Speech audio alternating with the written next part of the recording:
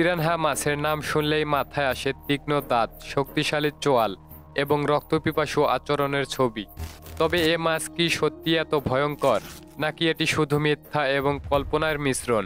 Piranha মাছের অতীত, বর্তমান এবং ভবিষ্যৎ সম্পর্কে জানার জন্য আমাদের কিছু গুরুত্বপূর্ণ প্রশ্নের উত্তর খুঁজতে হবে। পিরানহার উৎপত্তি এবং বিবর্তন কিভাবে হয়েছে? পিরানহা মাছের প্রকৃত চরিত্র কেমন? পিরানহা মাছ কোথায় বাস করে? পিরানহার উপস্থিতি কিভাবে অন্যান্য দেশেও ছড়িয়ে পড়েছে? পিরানহা মাছের ভবিষ্যৎ কিভাবে সুরক্ষিত করা যেতে পারে? আসুন এই প্রশ্নগুলোর উত্তর খুঁজে পিরানহা মাছের আসল সত্যিটা জেনে আসি। পিরানহা মাছের সঠিক উৎপত্তি সম্পর্কে নির্ভুল তথ্য না থাকলেও বিজ্ঞানীদের মতে প্রায় ৬ কোটি বছর আগে টেরাসিনড্রোম যুগে এ মাছের উদ্ভব হয়।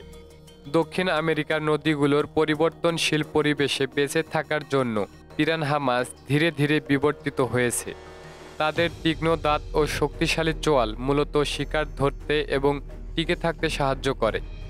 বর্তমানে পিরানহার প্রায় ৩০টি প্রজাতি রয়েছে, যেগুলোর আকৃতি, আকার এবং খাদ্যাভ্যাসে ভিন্নতা রয়েছে। পিরানহাকে সাধারণত রক্তপিপাসু হিসেবে চিহ্নিত করা হয়, কিন্তু সব প্রজাতি একরকম নয়। অনেক পিরানহা প্রজাতি শাকসবজি খেয়ে বেঁচে থাকে। মানুষ আক্রমণের ঘটনা খুবই বিরল এবং সাধারণত ক্ষুধার্ত অবস্থায় বা আক্রান্ত হলে এরা আক্রমণ করে। পিরানহা মাছের ঝাঁকে ঝাঁকে শিকার করার ধারণাটিও অতিরঞ্জিত। সব প্রজাতি ঝাঁকে ঝাঁকে শিকার করে না। পিরানহা মাছ মূলত দক্ষিণ আমেরিকার নদীগুলোতে পাওয়া যায়। এর প্রধান আবাসস্থল হল অ্যামাজন নদী, এর উপনদীগুলো। ব্রাজিল, কলম্বিয়া, পেরু এবং ভেনেজুয়েলার নদীগুলোতে এদের দেখা যায়।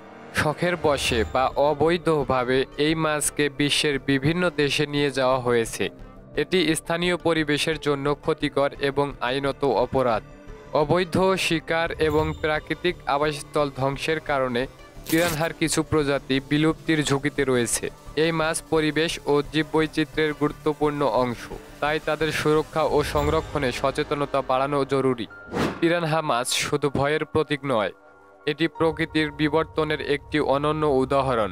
তাই এই মাছ সম্পর্কে সঠিক তথ্য না জেনে মিথ্যা ও অতিরঞ্জিত ধারণা থেকে বের হয়ে আসা উচিত। পিরানহা মাছ সম্পর্কে অনেক ধারণাই ভুল রয়েছে। এদের রক্তপিপাসু হিসেবে দেখানো হলেও বাস্তবতা ভিন্ন। সব পিরানহা মাছ আক্রমণাত্মক নয়, বরং অনেক প্রজাতি নিরামিষভোজী হয়ে থাকে। মানুষের ওপর আক্রমণের ঘটনাও খুবই বিরল। প্রকৃতপক্ষে পিরানহা মাছ পরিবেশের গুরুত্বপূর্ণ অংশ এবং তাদের সুরক্ষা আমাদের দায়িত্ব।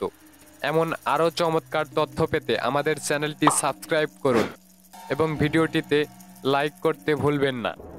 আপনার সাপোর্ট আমাদের আরও ভালো কন্টেন্ট তৈরি করতে উৎসাহিত করে।